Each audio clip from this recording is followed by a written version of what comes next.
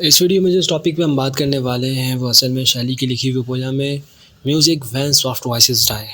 वो कहता है कि म्यूज़िक जब ख़त्म हो जाता है, जब सॉफ्ट वॉइसेस डाई हो जाती हैं, जब ये नरम आवाज़ें, ये सुरें, ये ताल, ये सब खामोश हो जाता है, वाइब्रेट्स इन द मेमोरी, तो वो मेमोरी के अंदर ताज़ा रहता है। अटॉर्स when sweet violets सिकन।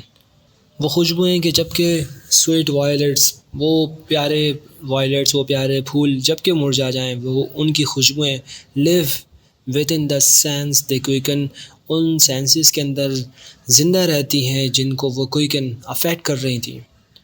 Rose leaves when the rose is dead are heaped for the beloved's bed.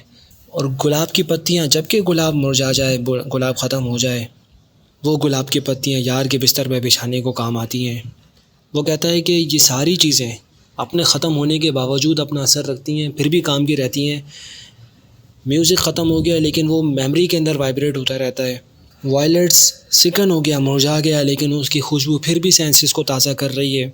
गुलाब अगरचे मुरझा गया, बिखर गया, पत्तियाँ उसकी जुदा हो गईं, लेकिन वो पत्तियाँ उसके बावजूद यार के बिस्तर को सजाने के और आरास्ता करने के काम आती हैं। तो फिर अब वो यार से मुखातिब होकर कहता है कि ये सारी चीज़ें जब अपना असर रखती हैं अपने ख़त्म होने के बावजूद, कि व्हेन दाओ आर गॉन, तू तो अगरचे चला गया लेकिन दाई थॉट्स, तेरी जो यादें हैं और जो तेरे ख़यालात हैं, ये अभी भी मेरे दिल के अंदर ज़िंदा हैं और मेरे दिल की आग को भड़का रही हैं। Love itself shall slumber on. ये सब तेरा असर है कि तू अगरचे यहाँ नहीं है लेकिन तेरा असर ज़रूर मौजूद है, और मुझे अब भी ऐसे महसूस होता है जैसे तू मेरे करीब ही है।